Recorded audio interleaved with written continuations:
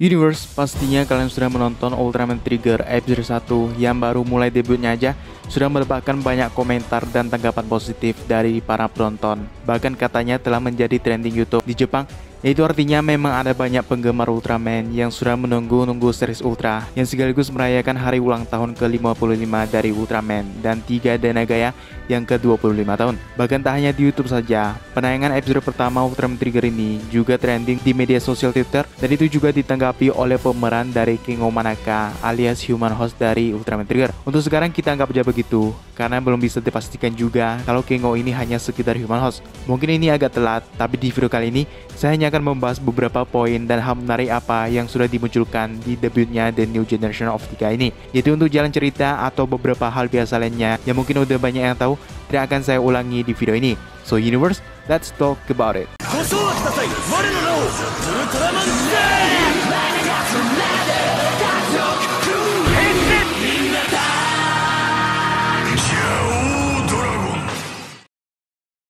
Secara keseluruhan, episode pertama ini lumayan memuaskan, terutama dari fight scene atau adegan pertarungannya yang udah pasti gak ada komplain sama sekali.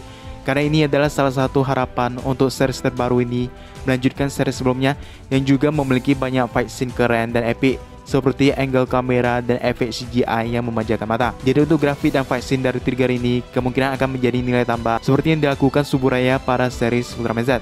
Dan yang paling kita tunggu-tunggu tentu aja jalan ceritanya dan beberapa fakta yang terungkap. Namun ada juga banyak pertanyaan atau twist baru yang bermunculan dan sangat seru untuk kita bahas. Episode pertama ini dimulai dengan memperlihatkan Carmilla yang akhirnya bangkit kembali karena dihantam asteroid kecil. Untuk hal ini mungkin banyak yang kecewa ya dengan penyebab bangkitnya Carmilla yang bisa dibilang sangat sepele jujur aja. Kalau secara logika, jika dulunya Trigger menyegel Carmilla dan membiarkannya di luar angkasa sama seperti yang diperhatikan saat kebangkitannya, tentu aja ini tidak masuk akal. Karena tentang waktu penyegelan dan kebangkitannya terpaut sangat jauh, yaitu 30 jutaan tahun, sedangkan di luar angkasa ada banyak asteroid kecil yang sangat berkemungkinan untuk menyentuh Carmilla. Sebenarnya ada beberapa alasan yang bisa menjawab kenapa Carmilla bisa terbebas hanya karena asteroid kecil. Dengan salah satunya adalah karena segelnya yang udah melemah. Dan setelah terbebas, yang dikatakan Carmilla adalah beraninya kau Trigger. Yaitu artinya Carmilla ini memang dalam kondisi kesal dan marah pada Trigger. Bahkan saat menemukan patungnya Trigger, ia berusaha menghancurkannya. Nah ini akan berhubungan dengan pembahasan yang selanjutnya, yaitu sebenarnya apa hubungan si Trigger dengan Carmilla. Apakah sama seperti Tiga dan Camilla yang dulunya adalah sepasang kekasih atau bukan? Karena jujur aja, saya ingin kisah Carmilla yang cintanya dihianati Tiga ini dibawakan kembali di series Trigger.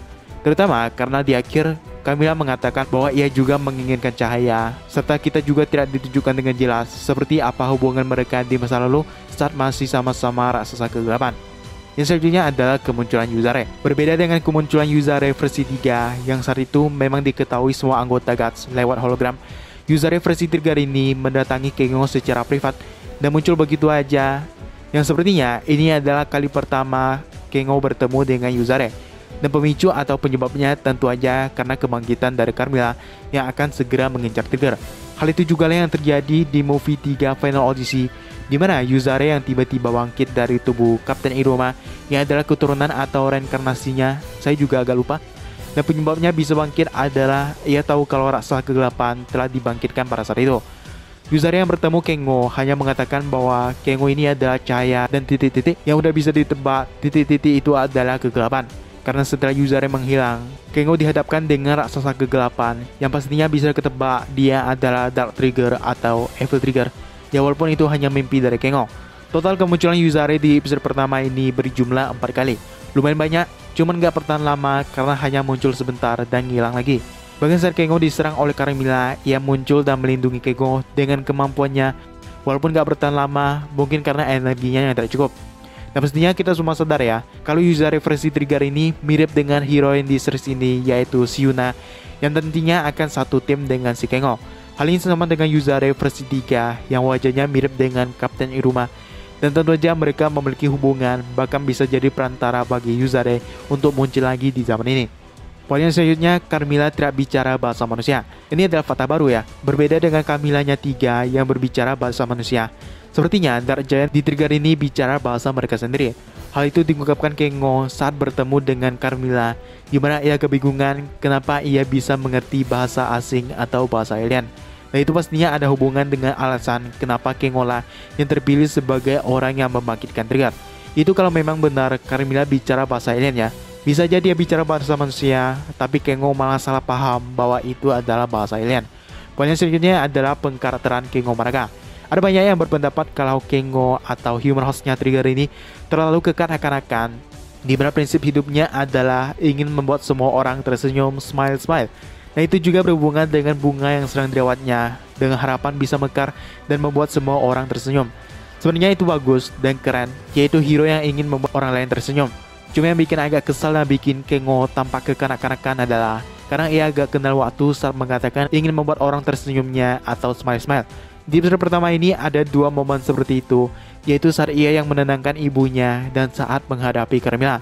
Yang pertama tentu aja wajar untuk menenangkan ibunya yang sedang khawatir, tapi itu malah membuat Kengo terkesan mungkin agak sedikit kekanak-kanakan. Dan momen yang kedua adalah di mana Kengo yang berhadapan dengan Carmilla meneriakkan ke Carmilla bahwa ia ingin membuat semua orang tersenyum, yang tentu aja gak ada hubungannya dengan Carmilla sama sekali.